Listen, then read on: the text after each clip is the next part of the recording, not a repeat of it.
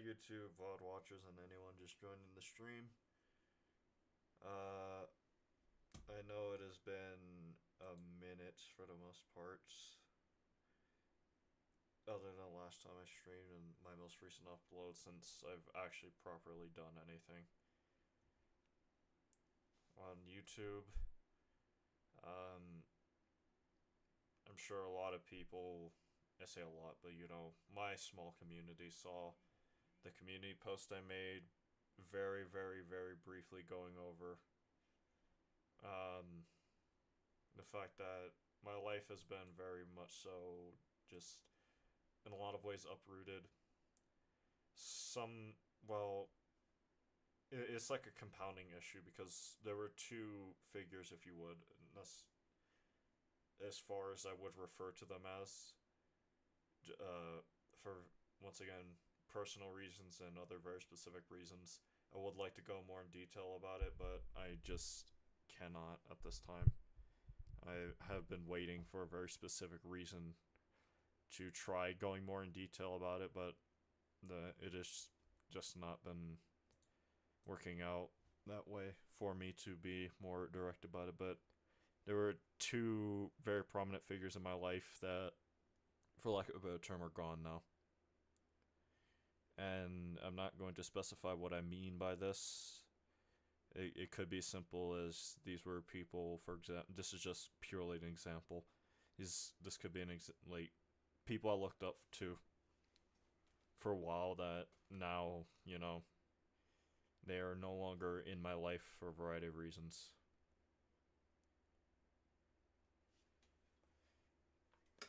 So, yeah, that I've just been trying my best to adjust. And it's not like it happened one after the other immediately. It was more of like, um,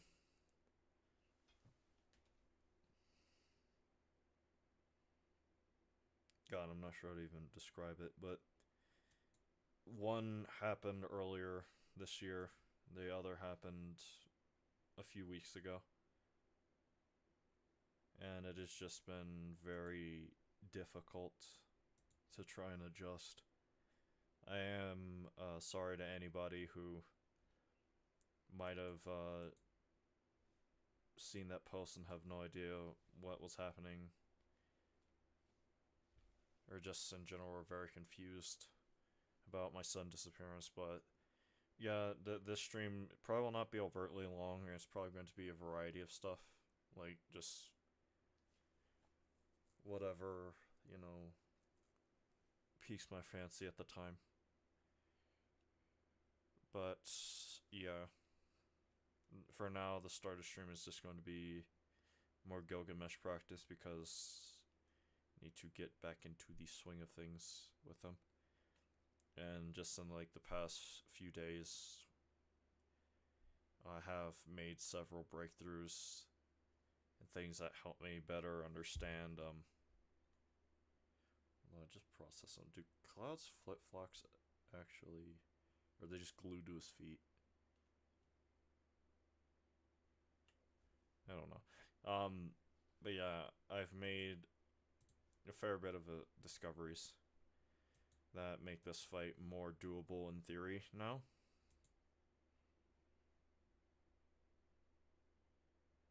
So hopefully that will be the case. Um,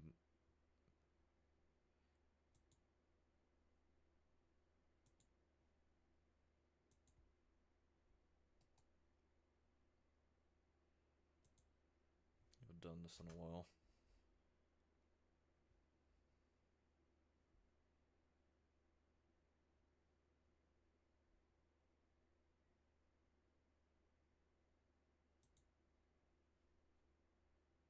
Sorry, there's just still a lot to grow accustomed to and reorient myself with.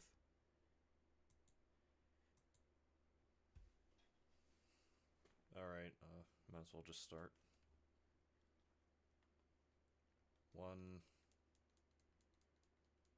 2, 3, Hold on, look. The audio level's bad? Hold on. Properties.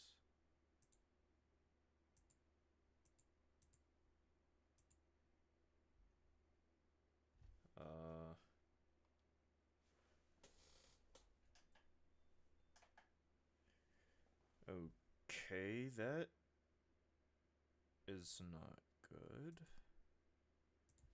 Hold on.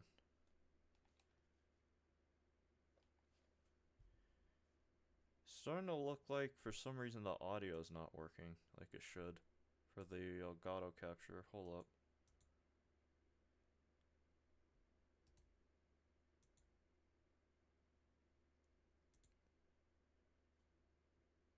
That is not correct. If I...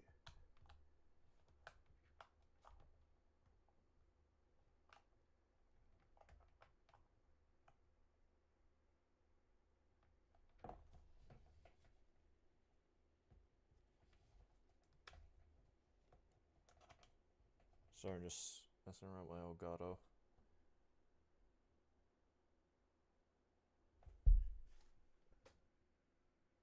Oh, I know what it is. Sorry.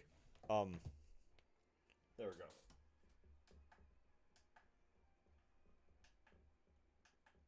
Okay. So that should assist in things. You're gonna have to restart this. Okay, so I should be getting some audio levels now. Everything should be in working order. I'm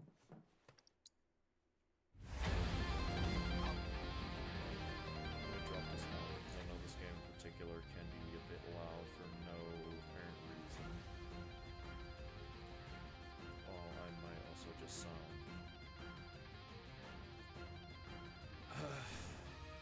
nowhere near as not even sure what the word would be.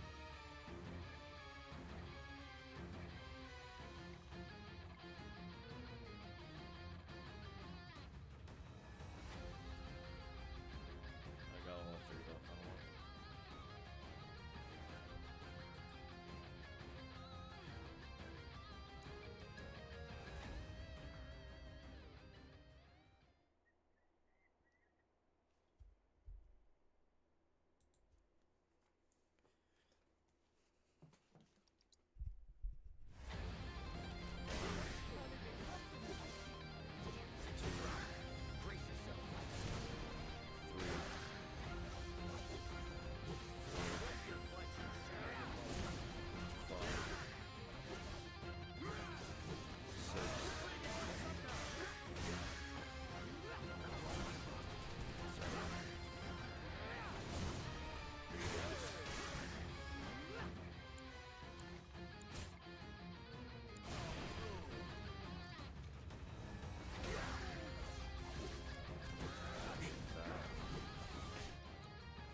I should be fine.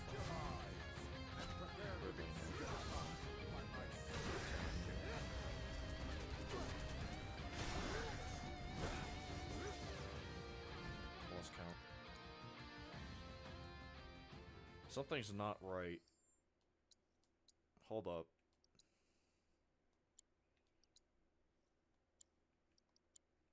It's not that.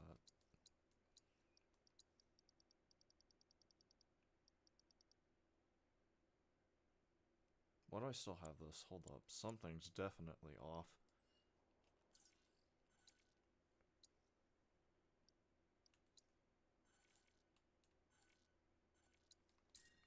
The entire first half of the fight felt weird. Let me make sure I have folios off. Because for some reason it looks like I do not. Unless it looks like I doesn't. Well, it's not that. Well, before I forget. Is this... Where is it? Right here, got reset core. Well, now...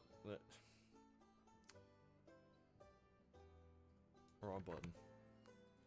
Oh well.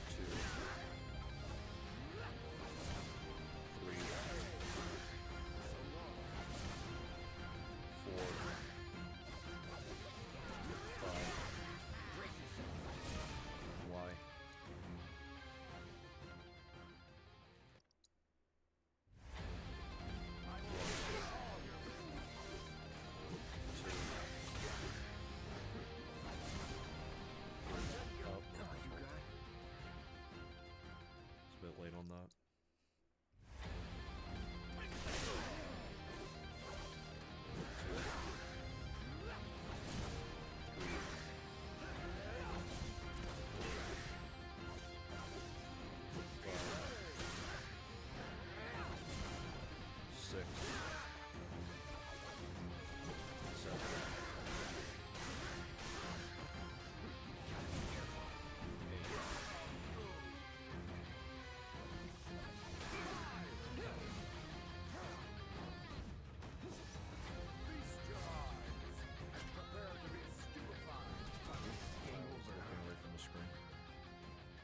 Okay, so maybe I am a bit more out of practice than I thought because I thought that cutscene would have given me more time.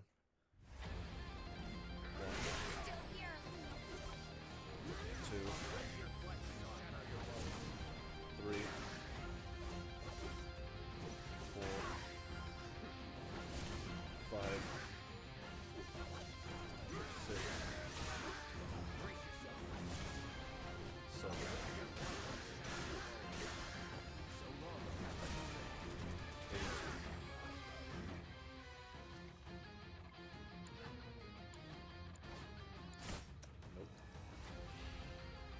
So something that I started doing the last time I streamed this challenge in particular, something I've not really had the chance to really talk about thus far, is the fact that I'm implementing pause buffering into every attempt I do. And that's for a very specific reason. It is going to allow me to see if Gilgamesh manages to get an extra turn, like a turn or action off without me realizing it. Either because just with everything else going on, I wouldn't be able to see or have enough time to even register that he, did something. Or just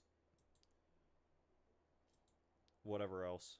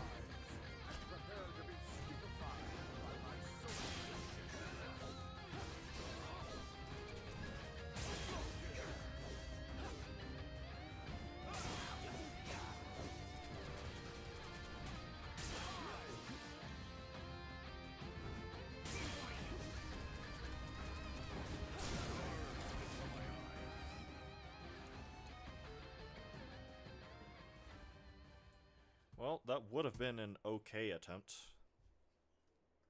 If it was not for the fact that I had my shortcuts mapped incorrectly. That should have been Infinity's End, because Prime Mode actually just makes this fight so inconsistent.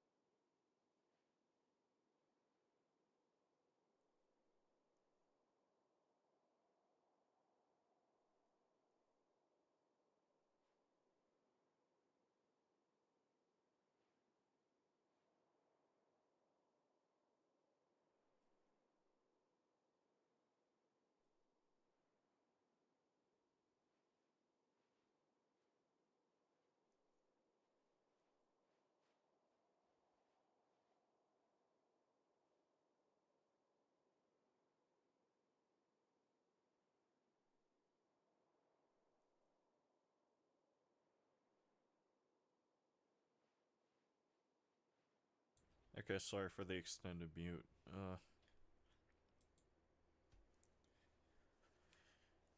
Back to it.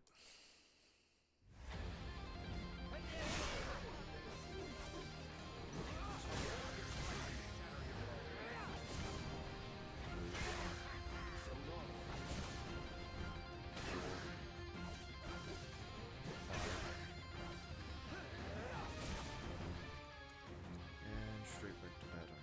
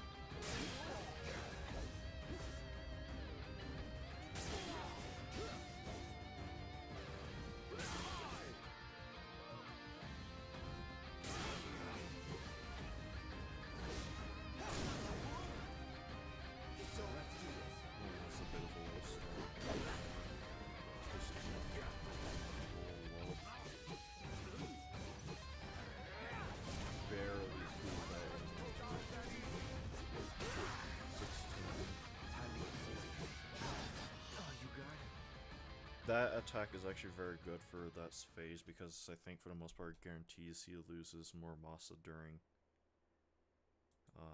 phase 2. 3 technically. I'm tired.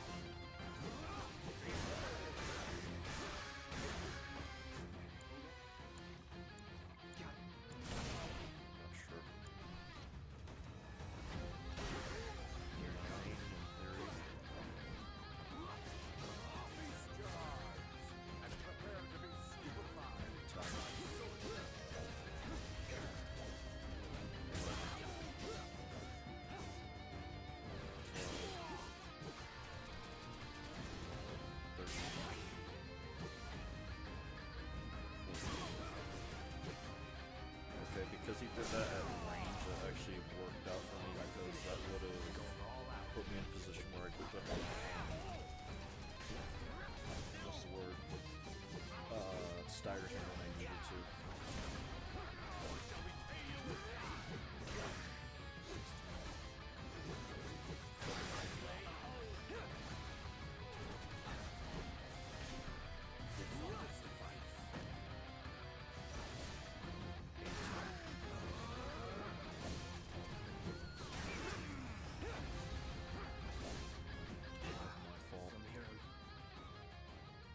Because I wasn't sure if I was going to have the ATB that turn. That means I triggered the focus thrust way later than I would have. And by extension, caused the consecutive slashes from Punisher mode to come out slower, and that killed me. For a fight like this on a long, good reputation can just kill you.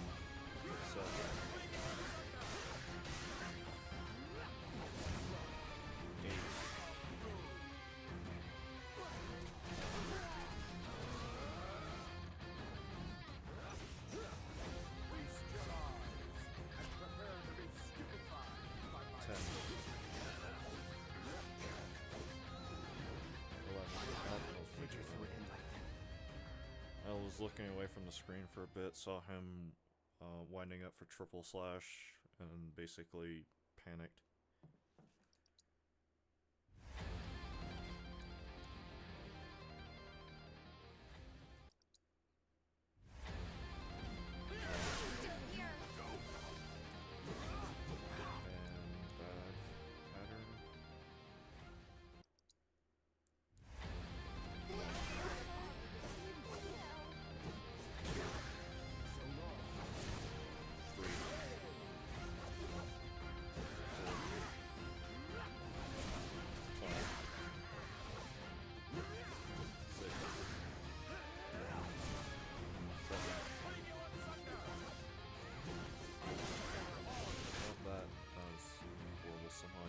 The other parry is basically impossible to miss there.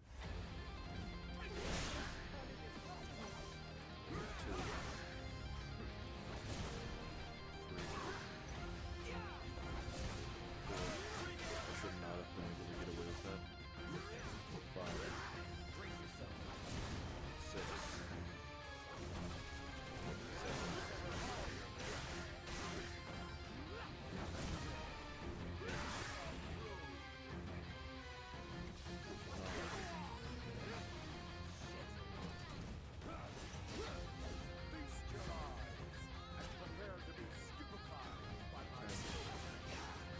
Funny thing is, I can't play with one finger.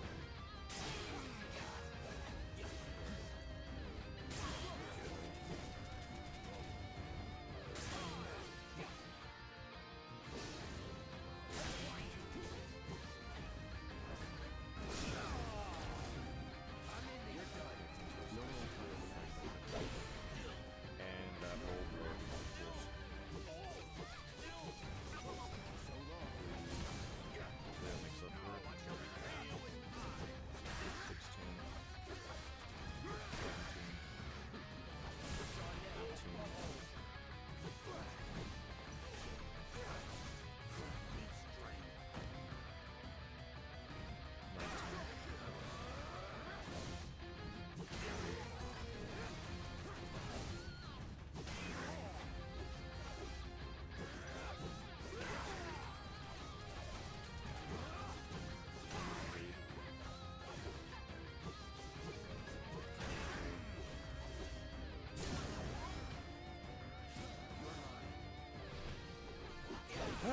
Okay, good run. I'm saying that in past ones, because I'm assuming it's all downhill. 25. I did that late for sin. Lord have mercy on that. 25. 26. 27.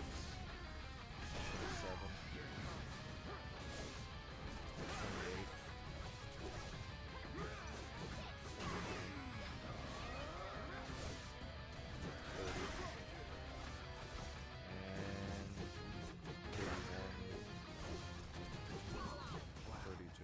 See, I told you. All downhill from there. The good thing is he did not go into his second sequence. However, he did lose pressure way earlier than I would have liked him to. Now I think about it, I don't... Because for the banana fan phase, I think I'll be able to do just enough damage. Hold on, I don't remember what his health was at to even be able to determine that. Yeah, one Infinity's End would have been able to put him in range for what I needed. So yeah, I don't explicitly need to have full ATB there, I just need to have one at the very least. 2.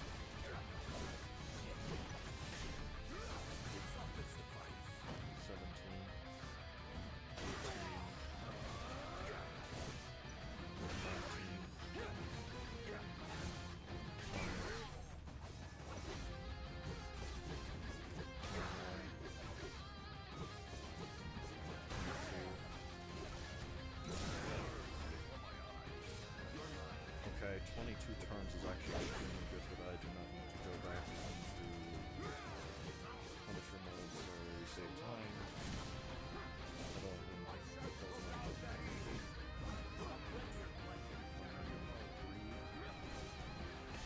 Oh my... Oh, I should have kept attacking him, I think, because I think his hitbox does still stay there. Well, I know it does to some measure. Like, if you try to... With the no movement challenge, or restriction, I should say, what I ended up discovering with Gilgamesh's hitbox and how it works when he does, what's it called again? Spiral Rend or something like that?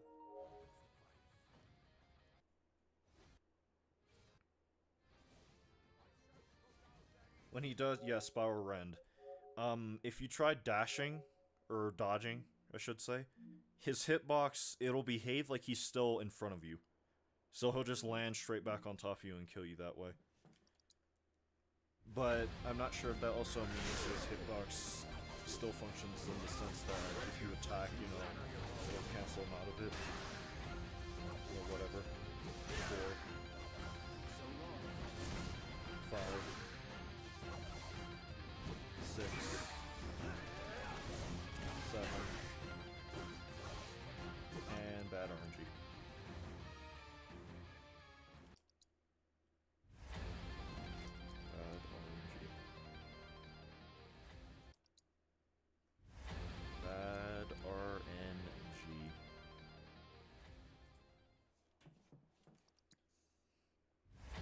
Bad RNG. Hold up.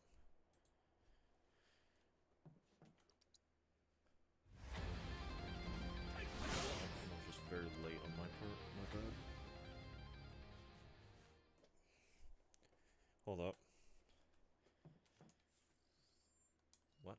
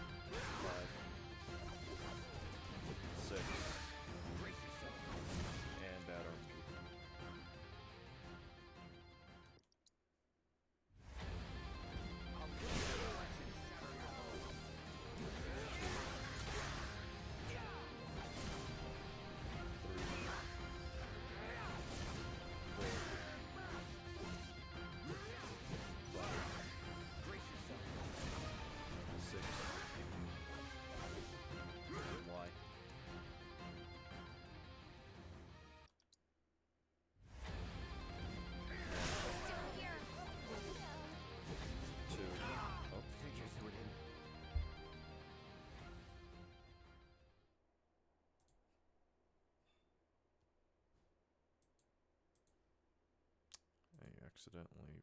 Okay. Alright. Bad RNG, great. It's probably gonna be one of those runs. I think half the resets at this point have been from Gilgamesh just run. There we go. 2. 3. Nope, too early on my part. I think half the resets have been specifically from Gilgamesh dashing to the left instead of the right. 2.